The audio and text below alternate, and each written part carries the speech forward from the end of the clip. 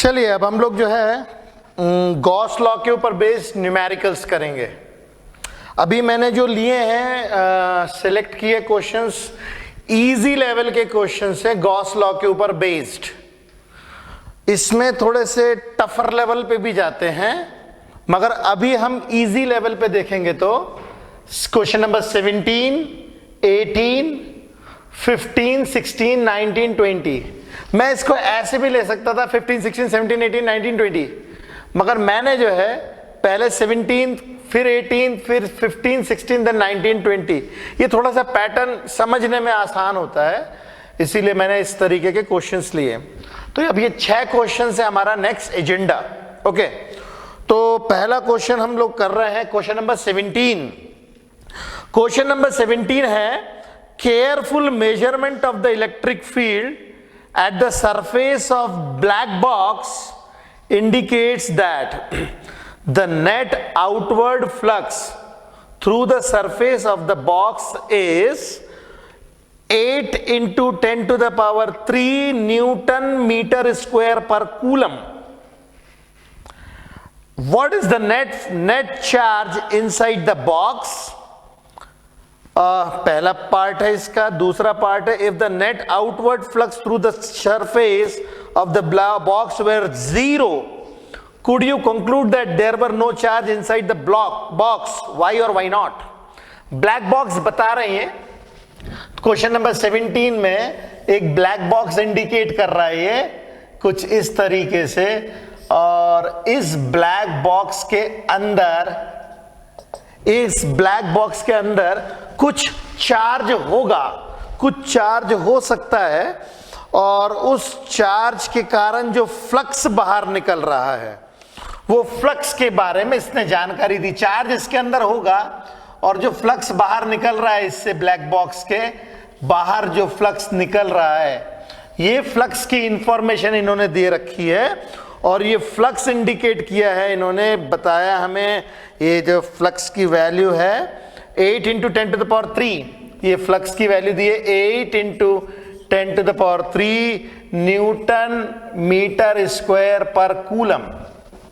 Okay, unit हम निकाल सकते हैं। देखिए फ्लक्स जो होता है, फ्लक्स होता है charge upon epsilon not, correct. और इससे हम लोग चार्ज की वैल्यू निकाल सकते हैं, flux into epsilon naught. Flux की value 8 into 10 to the power 3, epsilon naught होती है 8.85 इंटू 10 टू द पावर -12। तो इसकी जो वैल्यू आएगी सॉल्व करके ये आती है हमारे पास में 70.8 इंटू 10 टू द पावर -9, या इसको हम लोग लिख सकते हैं 0.071 माइक्रोकूलम। माइक्रो मतलब 10 टू द पावर -6। ओके, जैसे भी ये डेसिमल जब यहां से जाएगा इस तरफ तो इसके 3 जीरो जो है इसमें कैरी हो जाएंगे, तो इसको हम लोग ऐसे लिख सकते हैं into 10 to the power -6 coulomb, या फिर 0.071 माइक्रोकूलम। ओके, तो ये इजी लेवल का क्वेश्चन है जिसमें हम लोगों को फ्लक्स दे रखा था और चार्ज निकालना था। ओके, अब इसी का ये था हमारा ए पार्ट। अच्छा, फ्लक्स की यूनिट के बारे में बता रहा था। फ्लक्स की यूनिट हम कैसे निकालते थे कि फ्लक्स की 2 डेफिनेशन है, एक तो कूलम्स लॉ से आई है और एक डेफिनेशन और है फ्लक्स की ई डॉट डेल्टा एस। तो यदि फ्लक्स को मैं लिखता हूं, फ्लक्स को लिखूं ई डॉट डेल्टा एस, तो इलेक्ट्रिक फील्ड की जो यूनिट होती है न्यूटन पर कूलम होती है। इसकी यूनिट जो होती है वो होती है न्यूटन पर कूलम, और एरिया की यूनिट होती है मीटर स्क्वायर। तो उससे इसकी यूनिट आई है न्यूटन पर coulomb into metre square. Okay, ये इसका ए पार्ट था। इसी का बी पार्ट है if the net outward flux through the surface of the box were 0, अगर इससे फ्लक्स बाहर नहीं निकल रहा है तो इसका मतलब ये नहीं कि इसके अंदर चार्ज नहीं है। ऐसा भी हो सकता है कि जितना पॉजिटिव चार्ज है उतना ही निगेटिव चार्ज भी हो सकता है। मतलब इसी ब्लैक बॉक्स के अंदर में ये भी हो सकता है कि पॉजिटिव चार्ज और निगेटिव चार्ज, जितना पॉजिटिव चार्ज हो उतना ही निगेटिव चार्ज हो, जिसके कारण आपको आउटवर्ड फ्लक्स तो देखने को नहीं मिल रहा है, क्योंकि नेट चार्ज हो गया 0। तो हम इसके सेकंड पार्ट में ये कंक्लूड करेंगे कि यदि किसी गॉसियन सरफेस से फ्लक्स नहीं निकल रहा है, इसका मतलब ये नहीं है कि उसके अंदर चार्ज नहीं है, इसका मतलब ये है कि उसका नेट चार्ज 0 है। हाँ, ऐसा भी हो सकता है कि चार्ज हो ही ना, one of the case. Second case is net charge इसका 0 होगा, जितना पॉजिटिव उतना निगेटिव चार्ज। तो ये इजी लेवल का क्वेश्चन था 1.17। अब 18th क्वेश्चन है, सेकंड क्वेश्चन है 18th क्वेश्चन बोल रहा है अ पॉइंट चार्ज जिसकी वैल्यू बताई हुई है 10 microcoulomb is at a distance of 5 centimetre directly above the centre of a square. एक स्क्वायर प्लेट दिखाई गई है यहां पे, और इस स्क्वायर प्लेट के सेंटर से, इस स्क्वायर प्लेट के सेंटर से 5 सेंटीमीटर ऊपर, 5 सेंटीमीटर ऊपर यहां पे एक चार्ज रखा हुआ है 10 माइक्रोकूलम का, 10 माइक्रोकूलम का एक चार्ज रखा हुआ है, और ये जो है 5 सेंटीमीटर ऊपर है, जबकि स्क्वायर की जो साइड दी हुई है 10 सेंटीमीटर दी हुई है, स्क्वायर की साइड 10 सेंटीमीटर दी हुई है। अब वो ये बोल रहा है कि हमें ये बतलाओ कि ये जो स्क्वायर है इससे कितना फ्लक्स बाहर निकल रहा होगा, इससे कितना फ्लक्स बाहर निकल रहा होगा, ये बताओ इस स्क्वायर में से। अब देखिए, इस क्वेश्चन को हैंडल करने के लिए देखो, सबसे पहली बात तो यहां गॉसियन सरफेस की जगह इन लोगों ने प्लेन शीट रख दी है। गॉसियन सरफेस एक 3 डायमेंशनल स्ट्रक्चर होता है। तो अब मैं कैसे हैंडल करूं?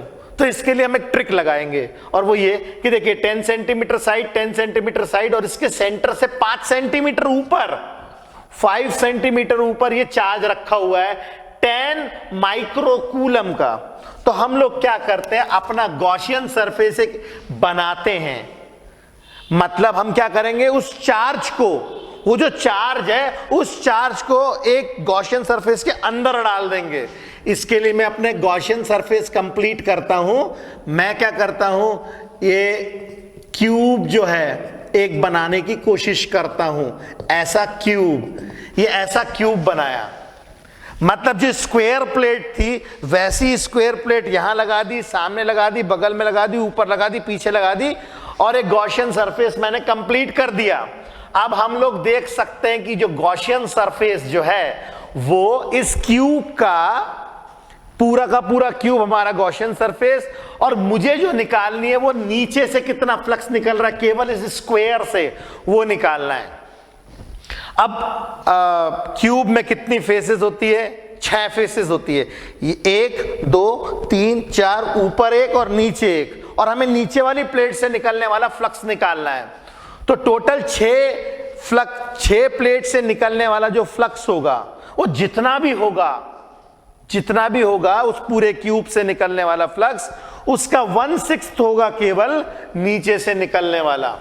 तो जो नेट फ्लक्स हमें मिलेगा स्क्वायर प्लेट से निकलने वाला, that will be equal to 1/6 of the cube से निकलने वाला होगा, क्योंकि ऐसी 6 फेसेस है हमारे पास में। तो इसकी वैल्यू अगर हम निकालेंगे 1/6 charge upon epsilon not, 1/6 charge दिया हुआ 10 इंटू 10 टू द पावर -6, और एप्सिलॉन नॉट की वैल्यू होती है 8.85 into 10 to the power -12। Solve करेंगे तो मिलेगा 1.88 into 10 to the power 5 newton पर कूलम। ये 18 क्वेश्चन दूसरे नंबर का, जो थोड़ा सा इससे थोड़ा सा ज्यादा सोचने वाला था। अब हम अगला क्वेश्चन चलते हैं, हमारा 17 हो गया, 18 हो गया, अब हम 15 पे चलते हैं। 15 क्वेश्चन है, consider a uniform electric field E, जो कि जिसकी वैल्यू दी है 3 × 10⁻³ I, मतलब डायरेक्शन दिया हुआ है न्यूटन पर कूलम। 15 क्वेश्चन के अंदर हम लोग को इलेक्ट्रिक फील्ड जो दी हुई है वो दी हुई है 3 × 10⁻³ I न्यूटन पर कूलम। अब यहां पे जो I है ये डायरेक्शन बता रहा है इलेक्ट्रिक फील्ड का। इलेक्ट्रिक फील्ड का डायरेक्शन कहां है ये इंडिकेट कर रहा है, ये I बता रहा है डायरेक्शन। और I डायरेक्शन होता है positive direction of x axis. X axis के अलॉन्ग यूनिट वेक्टर होता है I, वाई एक्सिस के अलॉन्ग यूनिट वेक्टर होता है J, और Z एक्सिस के अलॉन्ग यूनिट वेक्टर होता है K। तो I एक यूनिट वेक्टर है एक्स एक्सिस के अलॉन्ग, मतलब हमारी जो इलेक्ट्रिक फील्ड है वो इलेक्ट्रिक फील्ड एक्स एक्सिस के अलॉन्ग ऐसे जा रही है। इलेक्ट्रिक फील्ड हमारी इस डायरेक्शन में जा रही है एक्स एक्सिस के अलॉन्ग। इलेक्ट्रिक फील्ड हमारी एक्स एक्सिस के अलॉन्ग है, और वाई एक्सिस और जेड एक्सिस, ये एक्स एक्सिस हो गई, ये मैं ले लेता हूं वाई एक्सिस, और ये हमारी हो गई जेड एक्सिस, ये हमारा हो गया ओरिजिन। तो हमारी जो इलेक्ट्रिक फील्ड है वो एक्स एक्सिस के अलॉन्ग है, ये हमें समझ में आ गया। पहला बोल रहा है what is the flux of this field through a square of 10 centimetre on the side whose plane is parallel to YZ direction। मतलब वो बोल रहा है कि हमें जो है इलेक्ट्रिक फील्ड निकालनी है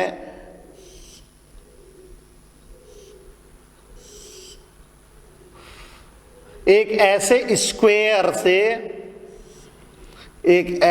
स्क्वायर से निकालनी है कुछ इस तरीके से।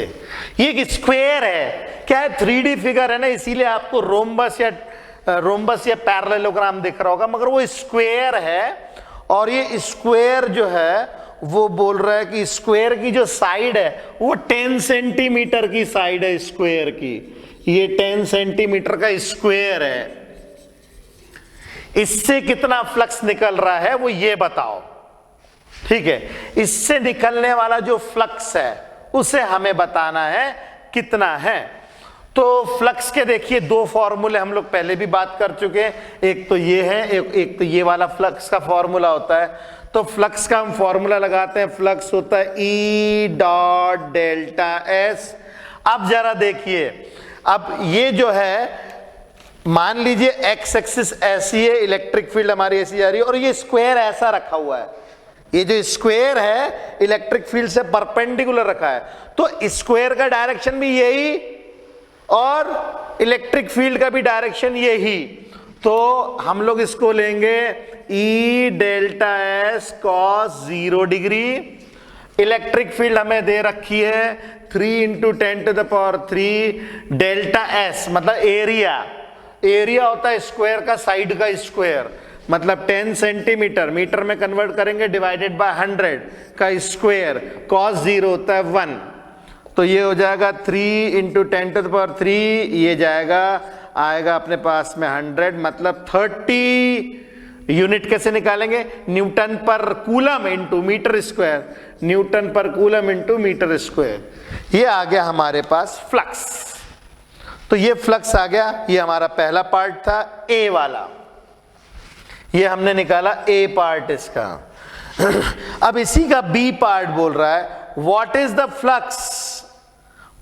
Flux through the same square if the normal to its plane makes a 60 degree angle with x axis।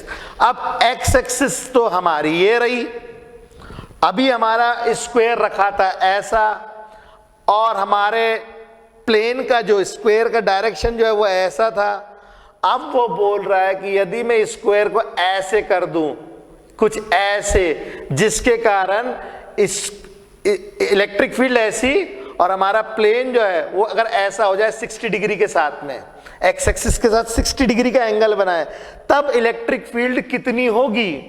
तो कुछ नहीं करना है, यहां जहां 0 डिग्री रखा था वहां पे हमें 60 डिग्री रख देना है। बी वाले पार्ट में फ्लक्स आएगा ई डेल्टा एस कॉस 60 डिग्री। ई डेल्टा एस की वैल्यू तो हम निकाल चुके हैं, 30 cos 60 होता है 1/2, दैट इज 15 न्यूटन पर कूलम इंटू मीटर स्क्वायर। ये हो गया इसका दूसरा पार्ट। ये था हमारा 15th question. 16th question, 16th question जो है वो बहुत ही छोटा है और 15th क्वेश्चन का ही अगला वर्जन है।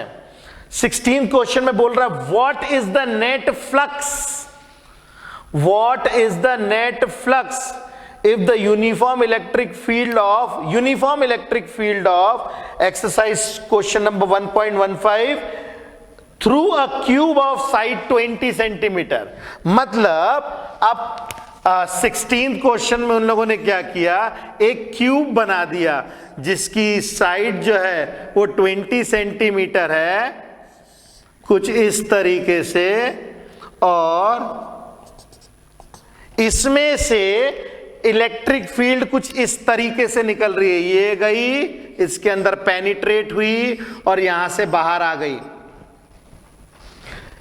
इलेक्ट्रिक फील्ड अंदर गई और यहां से बाहर आ गई। अब आप सोचिए जरा, जितना फ्लक्स अंदर घुस रहा है इस क्यूब के, क्योंकि यूनिफॉर्म इलेक्ट्रिक फील्ड है, यूनिफॉर्म इलेक्ट्रिक फील्ड है, तो जितना फ्लक्स अंदर घुस रहा है इसके, उतना ही फ्लक्स बाहर भी निकल रहा है। अगर फ्लक्स जो इनकमिंग फ्लक्स है वो आउटगोइंग फ्लक्स के बराबर हो जाएगा, तो ऐसी सिचुएशन में नेट फ्लक्स होगा 0। अब इसकी साइड 20 सेंटीमीटर हो या 10 सेंटीमीटर, इससे हमें कोई लेना देना नहीं है।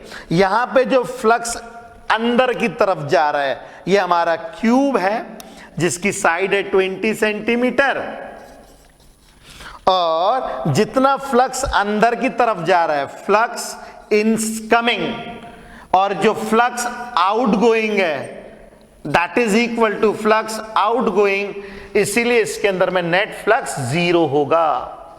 ओके, तो ये हमारे 4 क्वेश्चंस हुए। 19th और 20th 2 क्वेश्चन और है, आप इसे फटाफट कीजिए, फिर हम 19th और 20th क्वेश्चन करते हैं।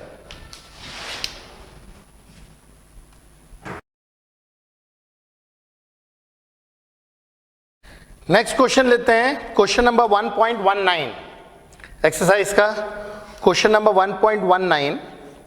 इसमें बोला जा रहा है a point charge of 2 microcoulomb is at the centre of cubic Gaussian surface 9 centimetre on edge. What is the net electric flux through the surface. एक क्यूबिकल गॉसियन सरफेस बनाया है इन्होंने। 19th क्वेश्चन में एक क्यूबिकल गॉसियन सरफेस बनाया है, और cubicle Gaussian surface के अंदर, ये मैंने क्यूबिकल गॉसियन सरफेस बना दिया है, और इस क्यूबिकल गॉसियन सरफेस के अंदर 2 माइक्रोकूलम का चार्ज रखा हुआ है। इसके अंदर 2 माइक्रोकूलम का चार्ज रखा हुआ है। ओके, अब वो बोल रहा है what is the net electric flux through the surface. 9 centimetre की एज दी हुई है, 9 सेंटीमीटर की इसकी।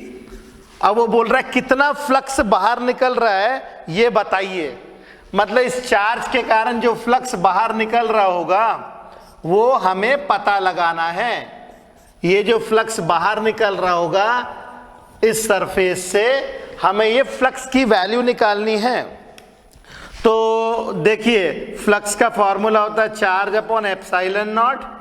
तो चार्ज की वैल्यू दी हुई है 2 माइक्रोकूलम, मतलब 2 × 10⁻⁻6 अपॉन 8.85 × 10⁻⁻12, और इसको सॉल्व करेंगे तो हमें मिलेगा 2.26 × 10⁻⁴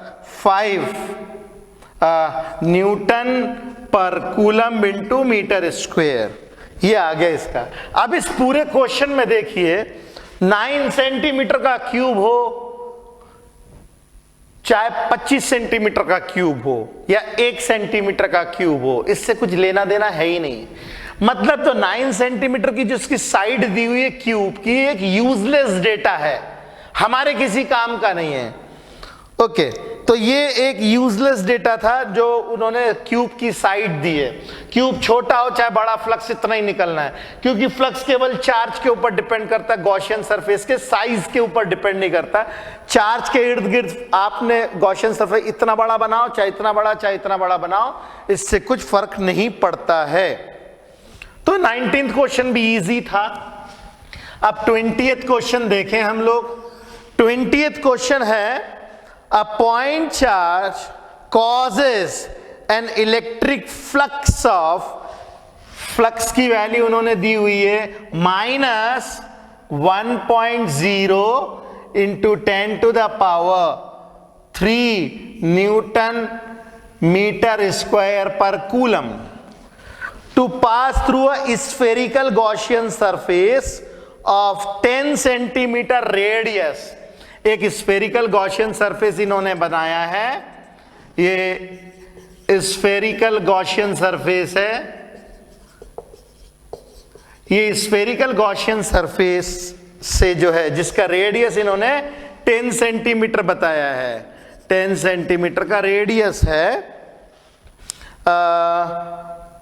and centred on the charge, मतलब चार्ज उसके सेंटर में है, चार्ज इसके यहां पे सेंटर में है। ठीक है, अब वो बोल रहा है if the radius of Gaussian surface were doubled how much flux pass through the surface. Same इसी क्वेश्चन के जैसा, गॉसियन सरफेस बड़ा करो चाहे छोटा करो उससे कुछ फर्क नहीं पड़ने वाला है। ठीक है, तो ये तो सेम रहेगा, पहले वाले इसका जो आंसर है वो सेम रहेगा। तो दूसरा वाला पार्ट है बी, वो बोल रहा है what is the value of point charge. अब ये पॉइंट चार्ज कैसा है ये बताओ। तो ये जो पॉइंट चार्ज इसके अंदर है वो कितना है ये बताओ। तो हम फ्लक्स देख सकते निगेटिव है।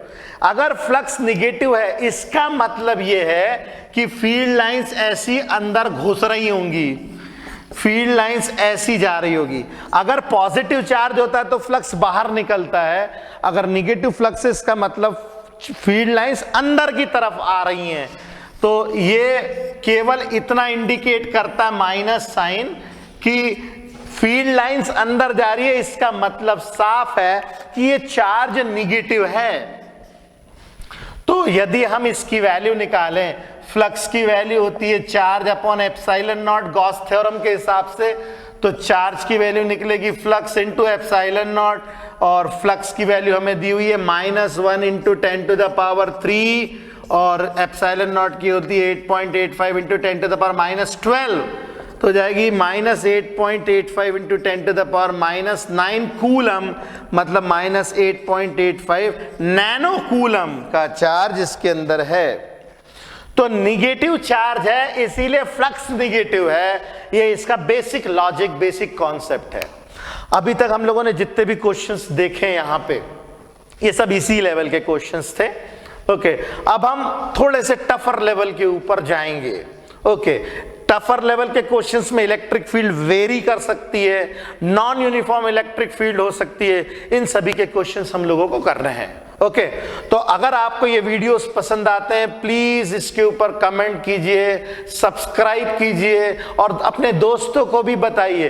देखिए हम लोग बहुत सिस्टमैटिकली चल रहे हैं, आप अपने फ्रेंड्स को बताइए, सभी लोग इसकी मदद ले सकेंगे और सभी लोग जो है इसका फायदा उठाएंगे। घर पे बैठ के देखिए आपकी कोचिंग आपको पढ़ा रही है, आप इसका पूरा फायदा उठाएं और प्लीज प्लीज मुझे मेरे चैनल को सब्सक्राइब करें।